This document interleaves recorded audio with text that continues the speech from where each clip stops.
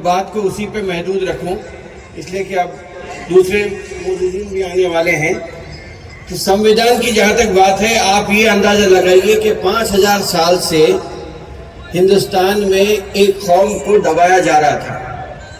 اچھوت ہونے کے نام پہ ان کے ساتھ کھانا نہیں کھانے کے لیے، ان کو پانی نہیں دینے کے لیے. لیکن ایک آدمی اٹھا تھا جس کا نام بابا صاحب امبیڈکر ہے. انہوں نے اٹھ کر، اگرچہ کہ وہ ایک فوجی خاندان میں پیدا ہوئے تھے، فوجی اسکول میں اپنے تعلیم حاصل کر رہے تھے، لیکن فوجی اسکول میں تعلیم حاصل کرنے کے باوجود بھی انہیں وہاں بھی اسی نظریے کا سامنا کرنا پڑا.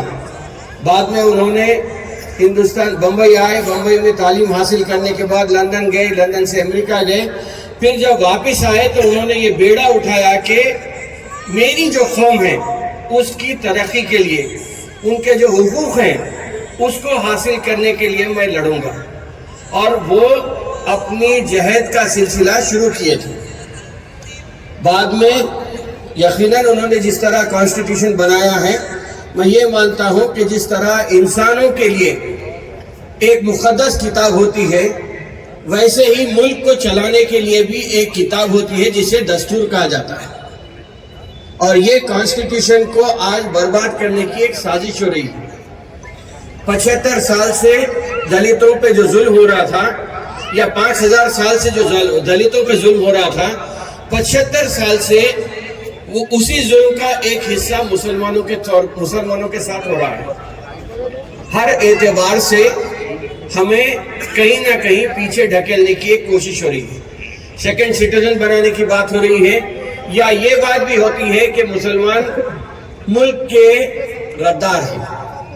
ملک کے غدار بولنے والوں کے لیے میں ایک ہی بات کہتا ہوں کہ جنہیں 1947 کے بعد جب چوائس ملا تھا مسلمانوں کو ہندوستان چھوڑ کے پاکستان جانے کے لیے، جنہیں جانا تھا وہ لوگ چلے گئے، اور جو لوگ یہاں رہے ہیں وہ بائی چوائس انڈین ہیں.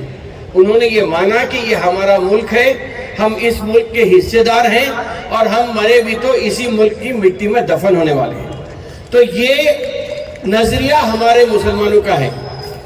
لیکن میں سمجھتا ہوں کہ وقت کی کمی ہے. ایک قصہ آپ کو سنا دیتا ہوں کہ ہم کیوں پچھڑے ہوتے جا رہے ہیں.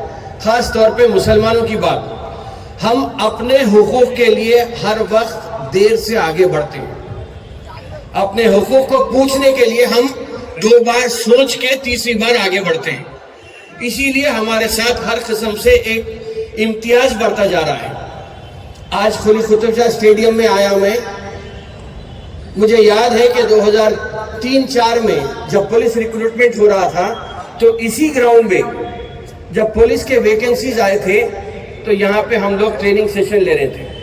اور اسی ٹریننگ سیشن کے نتیجے میں 10 سال کے بعد، بلکہ 20 سالوں میں میں سمجھتا ہوں کہ جو ریکروٹمنٹ کے نتیجے آئے تھے، جو نوٹیفیکیشنز آئے تھے، آج الحمدللہ جب مسلمان آگے بڑھتا ہے تو آپ دیکھیے کہ کس طرح نتیجے آتے ہیں. 20 سال میں جب مسلمان پولیس کی ٹریننگ کے لیے یہاں آیا کرتا تھا، آج پولیس ڈپارٹمنٹ میں 1200 سے زیادہ لوگ سیاست ٹریننگ سکول کے یہاں پہ موجود ہیں.